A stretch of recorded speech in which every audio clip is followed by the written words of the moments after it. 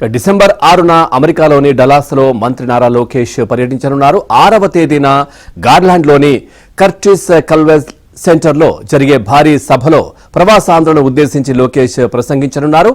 ఈ సభకు అమెరికా, కెనడాల నుంచి 8,000 మంది ప్రవాసులు హాజరవుతారని అంచనా వేస్తున్నారు. ఇక ప్రస్తుతం ఏపీ ఎగుమతుల వాణిజ్య సుమారు 17.92 లక్షల కోట్లుండగా దిగుమతులు 11.65 లక్షల కోట్లకు చేరాయి.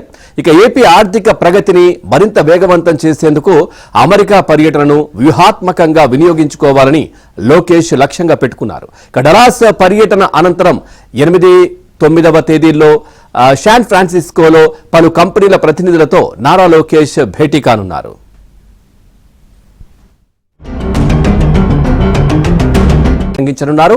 ఈ సభకు అమెరికా, కెనడాల నుంచి 8,000 మంది ప్రవాసులు హాజరవుతారని అంచనా వేస్తున్నారు. ఇక ప్రస్తుతం ఏపీ ఎగుమతుల వాణిజ్య సుమారు 17.92 లక్షల కోట్లుండగా దిగుమతులు 11.65 లక్షల కోట్లకు చేరాయి. ఇక ఏపీ ఆర్థిక ప్రగతిని మరింత వేగవంతం చేసేందుకు అమెరికా పర్యటనను వ్యూహాత్మకంగా వినియోగించుకోవాలని లోకేష్ లక్ష్యంగా పెట్టుకున్నారు. ఇక డలాస్ పర్యటన అనంతరం 8, 9వ తేదీల్లో శాన్ ఫ్రాన్సిస్కోలో పలు కంపెనీల ప్రతినిధులతో నారా లోకేష్ భేటీ కానున్నారు.